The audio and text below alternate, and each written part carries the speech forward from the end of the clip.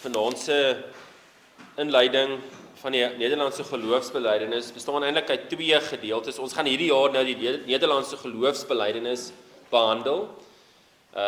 Die 37 artikels. Hierdie week, vanaand, gaan ek bietjie historiese agtergrond gee vir die ontstaan van die Nederlandse geloofsbelijdenis. Dit is wat nou gaan gebeur. Dis wat ek gaan voorhou aan julle, sodat julle net ook kan sien wie die opsteller is, die hoofopsteller in elk geval, wat die agtergrond is van sy lewe en hoe die Here hom gebruik het. En dan gaan ons sing, ons gaan dan Psalm 46 sing, en dan gaan ons oorgaan na die prediking, en dan spesifiek kyk na die woordjie ons bely. Ons bely kom baie voor in die Nederlandse geloofsbelijdenis, daai frase, ons bely. En net bietjie daarby stil staan en kyk, hoekom staan dit in die Nederlandse geloofsbelijdenis. Volgende week, as die Here wil, dan gaan ons aangaan en dan bietjie meer in detail begin kyk na artikel 1 en wat dit beteken, ook die Here se eienskappe wat ons daar in artikel 1 van die Nederlandse geloofsbelijdenis bely. Goed, maar hier kom die geskiedenis van die ontstaan van die Nederlandse geloofsbelijdenis. Die predikant Guido de Brès was die hoofopsteller van die Nederlandse geloofsbelijdenis. Guido de Brès is in 1522 in Bergen, België, daai stadium suidelike Nederlande gebore. Sy ouers was toegewyde Rooms-Katolieke gewees, soos meeste van die mense in daardie tyd. 5 jaar voor sy geboorte, in 1517, het Martin Luther die bekende 95 stellings teen die kerkdeur in Wittenberg vasgenaal. Daarin het hy die leer en gebruike van die Rooms-Katolieke kerk aangevat. Hierdie was seker die groot punt van die reformatie wat plaasgevind het. Daar was natuurlik voor daardie punt ook baie mense wat die skrif uitgelê het teenoor die Rooms-Katolieke kerk op daardie stadium se leerstellings. Maar hierdie leer van die skrif, deur geloof alleen, Christus alleen, die solas, hierdie reformatie, die terugkeer na die skrif, het oor Europa gespoel. Nou toe de Brès 24 jaar oud was, so hierdie was dan in 1546, toe hy 24 jaar oud was, het hy by die reformatie aangesluit. En hy het vinnig besef dat die ware geloof teen 'n koste sal kom. Twee van die predikante wat Bergen besoek het, toe de Brès 24 was, is gevang en op die brandstapel verbrand. De Brès het besluit dat die rykdom van die evangelie en die vervolging waarmee dit gepaard gaan, baie swaarder opweeg as die vleitige, tydelike vreugdes van hierdie lewe. De Brès het homself toe in Londen gaan vestig van 1548 tot 1552. De Brès se eerste gemeente was in Rysel. Die vorige predikant was ook op die brandstapel verbrand, en de Brès het daar in Rysel van 1552 tot 1556 bedien. Na die groot vervolging in die Nederlande moes hy Genève toe vlug. Dit was in 1556, en daar het hy natuurlik Calvin en Beza teëgekom. Hy was in Genève van 1556 tot 1548 en het ook toe verder gestudeer onder Calvin en Beza. Hy het in 1559 met Catharina Ramon getrou. Hy het van 1559 tot 1561 die evangelie in Doornik, suidelike Nederland, bedien. Maar omdat daar erge vervolging was, moes hy die mense in groepies van 6 tot 12 met die woord bedien. Dit was gewoonlik ook dan in die aand gewees.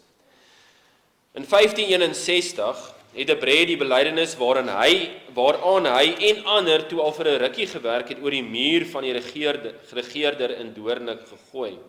Hierdie regeerder het dit aan koning Filippus die tweede oorhandig. Die koning was nie tevrede met die verduideliking dat die protestante nie rebelle was nie en bloot die leer van die skrif wou navolg nie.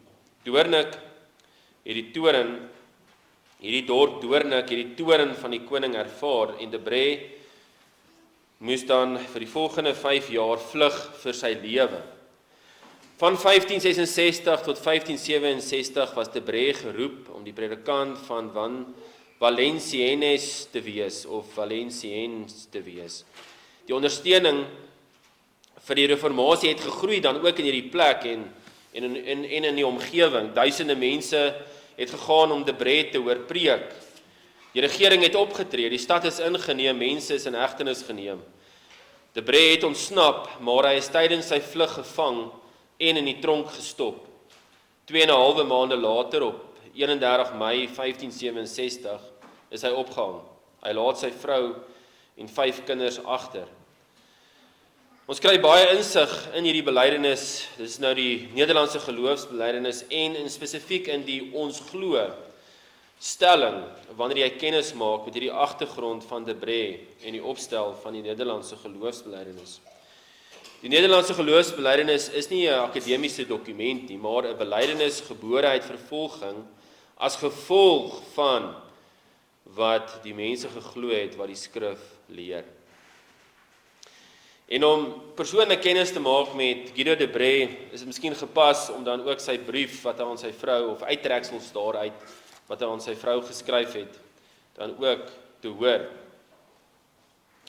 Bewus van die feit dat hy gemartel sou word, het Debré dan ook hierdie brief geskryf wat as moontlik die mooiste liefdesbrief ooit beskryf kan word. Die datum van die brief is 12 April 1567 en onthou die Nederlandse geloofsbelydenis was 1561. 1567 is hy gevange geneem en dan is hy dan in daai Mei opgehang. Hier is uittreksels uit die brief wat hy uit die tronk skryf. My geliefde vrou Katerina Ramon, my dierbare en geliefde vrou en suster in ons Here Jesus Christus, jou benoudheid en smart versteur in 'n mate my vreugde en die geluk van my hart. Ek skryf die brief om nie net myself te vertroos nie, maar veral vir jou, want jy het my nog altyd met 'n hartstogtelike liefde liefgehad. Ek bid dat jy nie te veel hieroor sal vroeg nie, uit vrees dat jy God sal aanstoot gee. Toe jy met my getroud is, het jy geweet dat ek 'n sterflike mens is, van wie die lewensduur van selfs 'n enkele minuut onseker is. Tog het God ons toegelaat om vir ongeveer 7 jaar saam te leef, en het hy vir ons 5 kinders gegee. As dit die Here se wens was dat ons langer saam moes leef, sou hy die weg voorsien het. Dit is belangrik om te onthou dat ek nie deur blote toeval in my vyande se hande beland het nie, maar deur die voorsienigheid van my God, wat alle dinge beheer en rig, die geringste sowel as die vernaamste. Josef, wat deur sy broeders verkoop en na Egipte geneem is, het gesê, julle wou my kwaad aandoen, maar God wou daarmee goed doen. Hy het gesorg dat 'n groot volk nou in die lewe gebly het. Dawid het dit ook beleef toe Simei hom vervloek het, so ook in die geval van Job en baie ander. Dit is waarom die evangelieskrywer so versigtig skryf oor die lyding en die dood van ons Here Jesus Christus en byvoeg, dit alles het gebeur sodat wat oor hom geskryf is tot vervulling sou kom, dieselfde behoort van almal gesê te kan word, wat aan Christus behoort.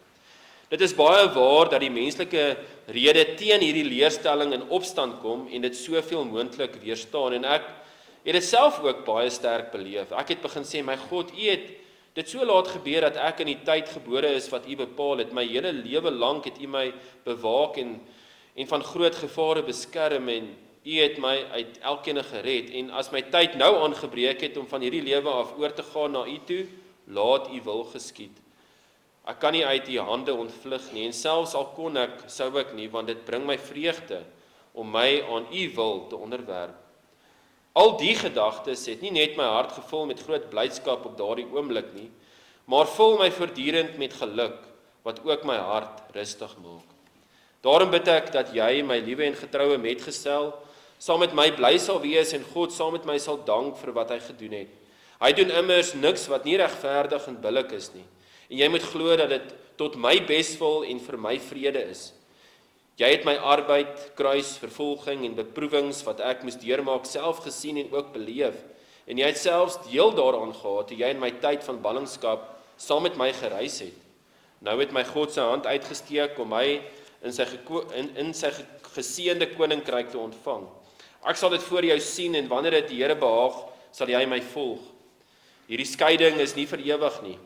Dink aan die eer wat God jou bewys het deurdat hy vir jou 'n man gegee het wat nie net 'n leraar van die seun van God was nie, maar so hoog deur God geag is dat hy dit goed gedink het om aan hom 'n martelaarskroon te gee.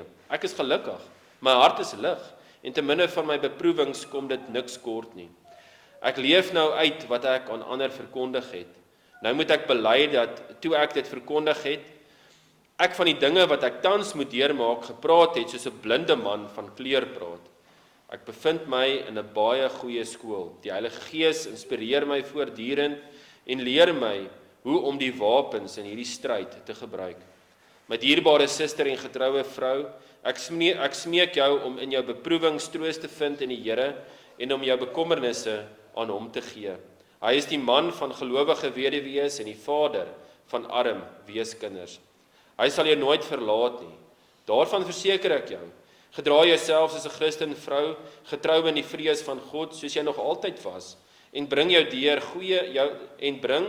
goeie lewe en woorde eer aan die leerstelling van die Seun van God, hom wie jou man verkondig het. Jy het my altyd met diepe toegeneentheid liefgehad, en ek bid dat jy die liefde ook aan ons kindertjies sal bewys, terwyl jy hulle in die kennis van die ware God en van sy Seun Jesus Christus onderrig. Wees hulle vader en hulle moeder, en kyk toe dat hulle die beste behandel word met die bietjie wat God aan jou gegee het.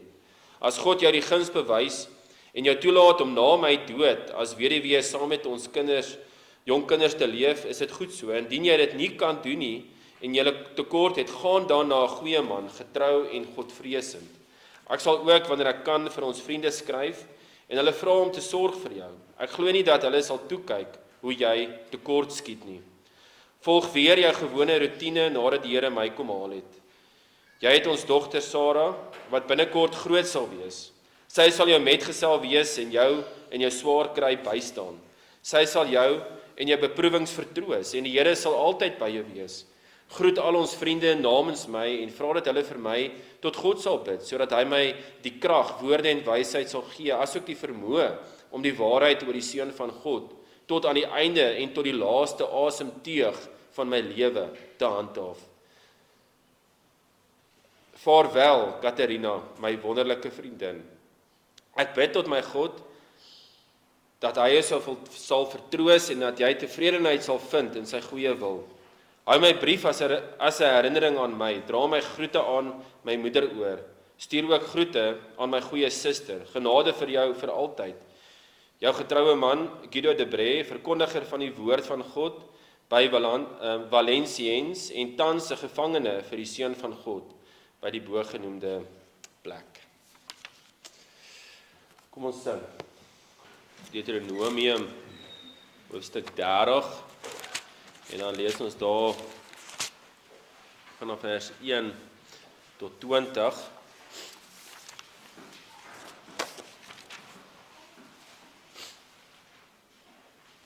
Deuteronomium 30 vanaf vers 1 tot 20. Jy sal hoor ook deur die prediking sal ek uit Romeine 10 uit ook aanhaal. Ons gaan nie die Romeine 10 gedeelte lees nie, maar Romeine 10 verwys baie eintlik na hierdie gedeelte ook, wat julle ook sal sien. Hierdie is nou die laaste woorde wat Moses nou ook aan die volk spreek voordat hulle in die beloofde land ingaan. So is nogal belangrike woorde, nê, want Moses wil hê hulle moet hierop fokus en dit onthou. En ek lees vir ons Deuteronomium 30 vanaf vers 1. En as al hierdie dinge oor jou kom, die seën en die vloek wat ek jou voorgehou het, en jy dit ter harte neem onder al die nasies waarin die Here jou God jou gedryf het, en jy jou tot die Here jou God bekeer en na sy stem luister, en net soos ek jou vandag beveel, jy en jou kinders met jou hele hart en met jou hele siel, dan sal die Here jou God jou lot verander en hom oor jou ontferm, en hy sal jou weer versamel uit al die volke waarin die Here jou God jou verstrooi het. Al was jy verstrooides aan die einde van die hemel, en daarvandaan sal die Here jou God jou versamel, en daarvandaan sal hy jou gaan haal. En die Here jou God sal jou bring in die land wat jou vaders in besit geneem het, en jy sal dit in besit neem, en hy sal aan jou goed doen en jou vermenigvuldig meer as jou vaders. En die Here jou God sal jou hart besny en die hart van jou nageslag, om die Here jou God lief te hê met jou hele hart en met jou hele siel, dat jy kan lewe. En die Here jou God sal al hierdie vloeke op jou vyande en op jou haters lê wat jou vervolg het. Maar jy sal weer na die stem van die Here luister en al sy gebooie doen wat ek jou vandag beveel. En die Here jou God sal die goeie aan jou oorvloedig gee in al die werk van jou hand, in die vrug van jou liggaam en in die vrug van jou vee en in die vrugte van jou land. Want die Here sal weer oor jou ten goeie bly wees, soos hy bly was oor jou vaders. As jy na die stem van die Here jou God luister om sy gebooie en sy insettinge te hou, wat in hierdie wetboek beskrywe is. As jy jou tot die Here jou God bekeer met jou hele hart en met jou hele siel. Want hierdie gebod wat ek jou vandag beveel is vir jou nie te swaar nie en is nie ver nie. Dit is nie in die hemel nie, sodat jy nie moet sê, wie sal vir ons na die hemel opklim en dit vir ons gaan haal en ons dit laat hoor dat ons dit kan doen. Dit is ook nie oorkant die see nie, sodat jy moet sê, wie sal vir ons na die oorkant van die see oorvaar en dit vir ons gaan haal en ons dit laat hoor dat ons dit kan doen. Maar baie naby jou is die woord, in jou mond en in jou hart om dit te doen. Kyk, ek het jou vandag voorgehou die lewe en die geluk en die dood en die ongeluk. Wat ek jou vandag beveel is om die Here jou God lief te hê, in sy weë te wandel en sy gebooie en sy insettinge en sy verordeninge te hou, sodat jy kan lewe en vermenigvuldig en die Here jou God jou mag seën in die land waarheen jy gaan om dit in besit te neem. Maar as jou hart hom afwend en jy nie luister nie en jy jou laat verlei sodat jy jou voor ander gode neerbuig en hulle dien, dan verkondig ek julle vandag dat julle sekerlik sal omkom. Julle sal die dae nie verleng in die land waarin jy oor die Jordaan trek om dit in besit te gaan neem nie. Ek neem vandag die hemel en die aarde as getuies teen julle. Die lewe en die dood, die seën en die vloek het ek jou voorgehou. Kies dan die lewe, dat jy kan lewe, jy en jou nageslag. Die Here jou God lief te hê, na sy stem te luister en hom aan te hang. Want dit is jou lewe en die lengte van jou dae, sodat jy kan woon in die land wat die Here jou God aan jou vaders Abraham, Isak en Jakob met 'n eed beloof het om dit aan hulle te gee.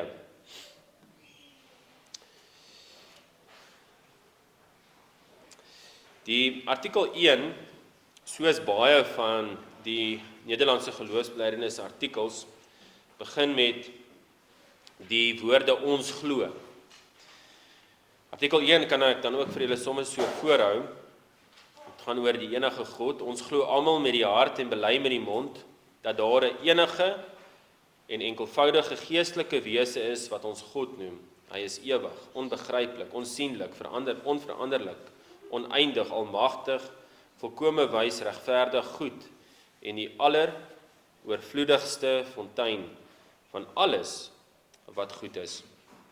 Hierdie woorde ons glo kom in 30 van die 37 artikels voor. So dis 'n belangrike term wat hier voorkom.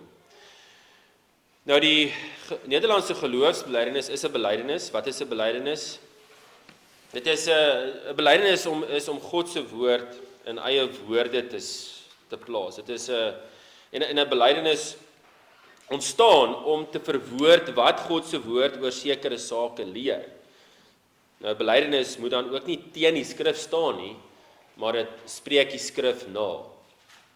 En ons bely hier by hierdie gemeente en baie gemeentes oor die wêreld bely die belydenisskrifte omdat die Latynse term wat daar gebruik word is quia. Ons bely die belydenisskrifte omdat quia dit met God se woord ooreenstem. So ons sê, ons bely hierdie, want dit stem ooreen met God se woord. Deur die geskiedenis was daar die alternatiewe siening van die belydenisse skrifte wat die Kwatenes genoem word, en dan sal die mense sê wel, hulle bely die belydenisse skrifte in soverre dit met die woord van God ooreenstem. Nou, daar is 'n groot verskil in hierdie twee sienings. En wanneer mense sê dan jy bely net wat die belydenisse skrifte sê in soverre dit met die woord van God ooreenstem, sê dit die klem op jou om dan uiteindelik te besluit wat waar en verkeerd is. Dit is die groot probleem. En daarom moet jy ook baie afdwalings kry.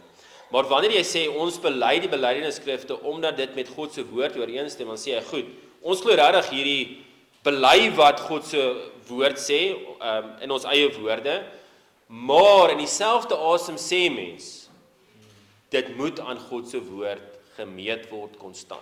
Okay, so daai is belangrik. In daai sin is dit altyd ondergeskik aan God se woord. As iemand sou kom en sê wel, hulle verstaan nie hoekom is daar belydenisse skrifte nie. Hoekom is daar belydenisse skrifte? My enigste gesag is die woord. As die persoon daai stelling maak, dan is hy besig met 'n belydenis. My enigste gesag is die woord. Dan dis 'n belydenis. So almal het 'n belydenis. Jy kan nie daarvan af wegkom nie. En soos met baie van die belydenisse skrifte, het dit maar ontstaan in tyd van vervolging om te verwoord wat jy werklik glo die skrif sê. Dit is baie keer opgestel teen dwaalleer, dink maar die Dordtse leerreëls, selfs die Nederlandse geloofsbelydenis. Jy wil maar net probeer sê wat die skrif leer, sodat dit enige verwarring uit die weg uitruim, sodat jy werklik aan die Here die eer kan gee. Nou hierdie Nederlandse geloofsbelydenis, ons glo, is dan ook met daardie doel opgestel. Dit is een van ons 3 formuliere van eenheid of enigheid. Dit is een van die 3 besondere belydenisse skrifte. Die ander 2 besondere belydenisse skrifte wat ons bely is die Heidelbergse Katekismus. Dis 2 jaar na die Nederlandse geloofsbelydenis opgestel.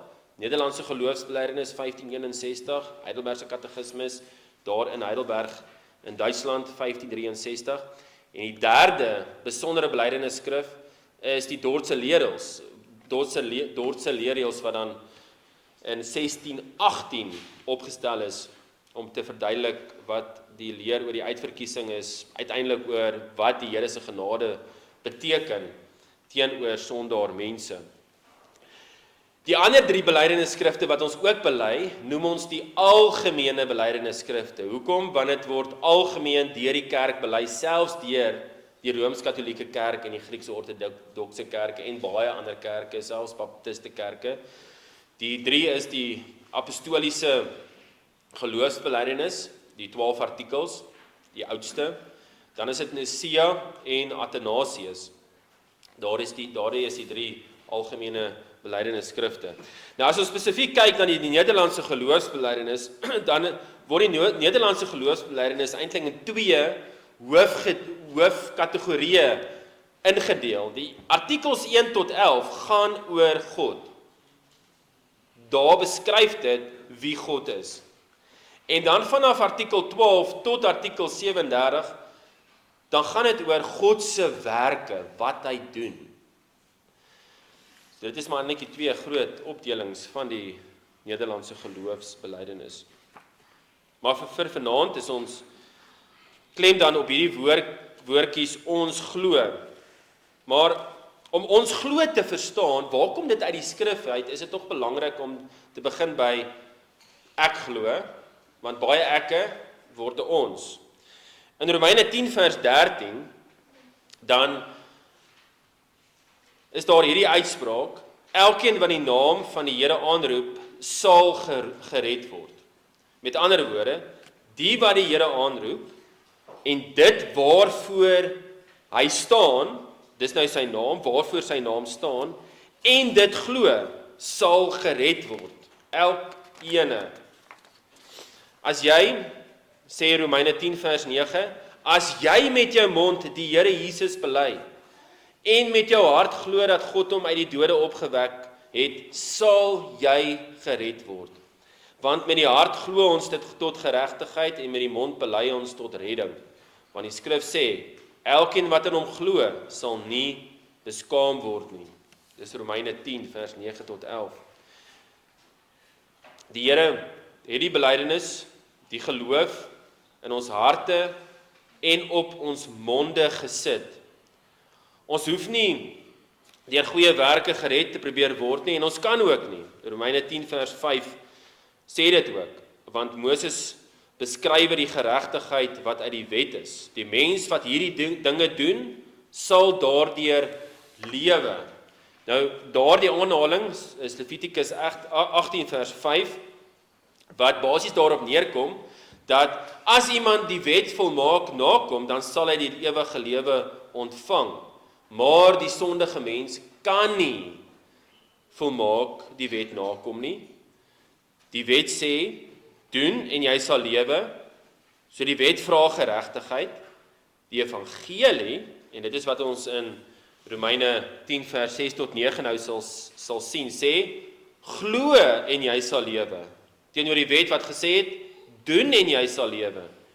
Die evangelie gee geregtigheid. Christus se geregtigheid word aan gelowiges gegee. Christus het gedoen, ons hoef nie.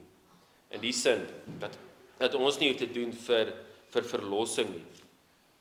So ons hoef nie geregtigheid te gaan soek uit eie krag nie. Ons hoef dit nie ver te gaan soek nie.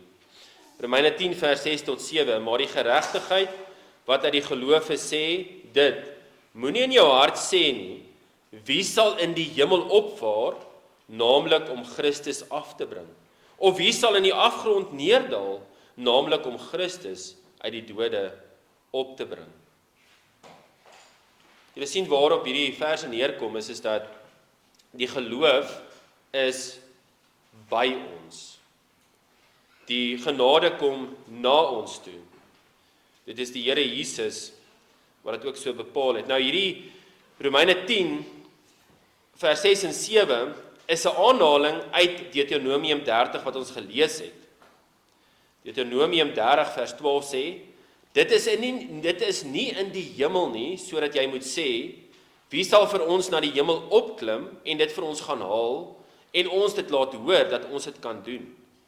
Vers 13 van Deuteronomium 30 sê, dit is ook nie oorkant die see nie, sodat jy moet sê, wie sal vir ons na die oorkant van die see oorvaar en dit vir ons gaan haal en ons dit laat hoor dat ons dit kan doen. Hierdie verse in Deuteronomium praat van die dit is nie in die hemel nie, en dan in vers 13, dit is ook nie oorkant die see nie. Nou, wat is hierdie dit? Die dit verwys net voor dit na die gebooie van die Here. En uiteindelik kom dit daarop neer, dit verwys na Christus.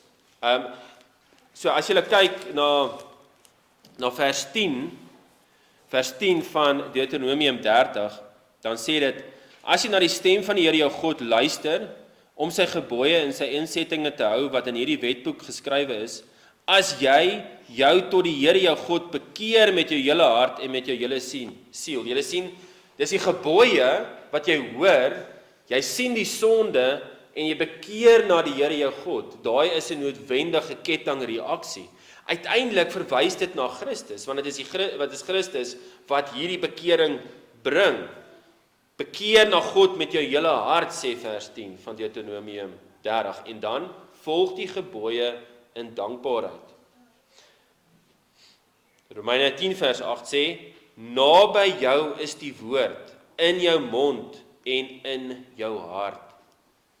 Deuteronomium 30 vers 14 sê, maar baie naby jou is die woord, in jou mond en in jou hart, om dit te doen. Wie glo, sonder om te bely, is 'n vrugteboom sonder vrug. Dit is slegs deur geloof en belydenis in Christus wat iemand geregverdig kan word. Christus is die einde van die wet tot geregtigheid vir elkene wat glo. So wanneer Deuteronomium 30 vers 10 praat van die gebooie en bekeer en Jesus is die einde van die wet, dan is dit daardie vers wat roep na Christus, want hy is die einde van die wet tot geregtigheid vir elkene wat glo. Ons het selfs daar in vers 6 van Deuteronomium 30 gelees, en die Here jou God sal jou hart besny en die hart van jou nageslag, om die Here jou God lief te hê, met jou hele hart en met jou hele siel, dat jy kan lewe. Daar is dit die Here wat die bekering bring, wat die verandering in hart bring. So hoe werk Deuteronomium 30? Deur werke gered? Nee. Want Romeine 10 verklaar vir ons Deuteronomium 30. Romeine 10 wys vir ons, daar is Christus wat die einde van die wet tot geregtigheid vir elkeen is wat glo. God het die liefde vir hom, die gehoorsaamheid aan sy gebooie en die ervaring van sy seëninge saam verbind. Dit sien ons in Deuteronomium 30. Daar is die liefde vir hom, en onthou, daardie liefde vir hom kom uit die eerste plek dat God lief is vir sy mense. Dit is God wat sy mense se hart kom besny. Dit is God wat die gebooie vir hulle gee. Dit is God wat hulle sonde bekend maak, sodat hulle dan kan bekeer na die groot profeet wat hy dan ook bekend gemaak het, die ene wat die slang se kop kom vermorsel wat beloof is. Hulle moes ook glo in die Christus wat sou kom. In Deuteronomium 30 vers 16, wat ek jou vandag beveel is om die Here jou God lief te hê, in sy weë te wandel, en sy gebooie en sy insettinge en sy verordeninge te hou, sodat jy kan lewe en vermenigvuldig en die Here jou God jou mag seën in die land waarin jy kan gaan om dit in besit te neem. En natuurlik, die konteks van Deuteronomium 30, dis die Israeliete, dis die volk van die Here, op daardie stadium die kerk, die sigbare kerk van die Here, en die Here daai beloftes gegee, dat as hulle daar ingaan, en hulle ervaar die seëninge, dan is dit uiteindelik 'n heenwysing na die uiteindelike hemelse Kanaan. As mens kyk na Hebreërs 11, en jy sien ook, watter stad het Abraham verwag? Waarna het al hierdie gelowiges uitgesien? Het hulle werklik hulle hoop gehad op hierdie tydelike Kanaan? En dan is dit natuurlik nee. Jy weet, Abraham het gesmag en het geglo in hierdie stad wat fondasies het wat nie deur mense gemaak is nie. Hy het verwag na hierdie hemelse se land. En ek dink uiteindelik is die land Kanaan wys na die hemelse Kanaan. En uiteindelik weet ons ook, dit is die nuwe aarde wat die Here gee. Want dit is Abraham, volgens Romeine 4, wat die hele aarde besit. Wat die hele aarde besit. Dis wat hy gesien het in die toekoms. Hierdie beloofde land Kanaan, die kerk, wat daar moes gaan bly het, en wat vatbaar hierdie seëninge en die vloeke ervaar, moes uiteindelik met hulle geestesoë gesien het na die volgende vlak van realiteit. En dit is, die wat nie in die Here glo en wie se hart nie besny is nie, hulle gaan die ewige vloek ervaar. Maar die wat die Here lief het en werklik daai gesindheid het om die Here te volg, hulle gaan die ewige seëning ervaar. Julle sien daai eintlik vervulling van die beloftes. So die Here verbind hierdie om lief te hê, in sy weë te wandel, en dan ook om dan die seën te ervaar. En natuurlik sien mens dit ook vatbaar, ook in lande wat die Here bely, wat sy gebooie wil volg, Christelike lande, ons sien dit in die Weste, hoe hulle ook dan vatbaar baie keer die seëninge van die Here ervaar het, nee, dit gaan goed, ekonomies en so aan, en wanneer die mense begin afdwaal, ook dan die lande maar, spesifiek die kerk ook, dan is die Here wat die kerk tigtig, en die Here het ook daardie mens kan amper sê, die vervullings van hierdie goeders het die Here ook dan so bepaal, dat dit uitwerk in nasies en ook in die kerk. So ons mag nooit skei wat die Here saamgevoeg het nie. Hy het die liefde vir hom, die liefde vir sy gebooie, en die seëning het hy saam verbind. So daarom is die liefde vir God en die wet nie teenstrydig nie, maar dit is een. Maar dit staan teenoor natuurlik daardie gedagte dat jy deur die wet te gebruik gered kan word. Dit is onmoontlik. Jy kan nie die wet volkome nakom om gered te word nie. Maar om die Here lief te hê, is om sy gebooie te wil gehoorsaam.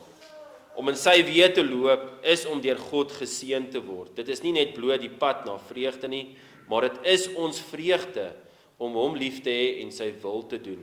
Dit is om te glo wat hy in die skrif leer. En wanneer die Here dan hierdie geloof wat ek bely, dat ek met my mond bely dat die Here Jesus, as jy met jou mond die Here Jesus bely, as ek dit bely en met my hart glo dat God hom uit die dood opgewek het, dan sal ek gered word. Daardie is 'n belydenis van ek. En nou is daar natuurlik hierdie mense wat Jesus volg, dan word dit die ons. Dis die ons wat Jesus bely. En dit is ons wat hierdie geloof bely. Ons glo in Christus. Ons glo in Christus wat sê, volgens Johannes 11 vers 25, ek is die opstanding en die lewe, wie in my glo, sal lewe, al het hy ook gesterwe. Hy is die woord, en daarom dat ons glo wat die woord leer, soos dit ook in die Nederlandse geloofsbelijdenis verwoord word. Kom ons bid saam.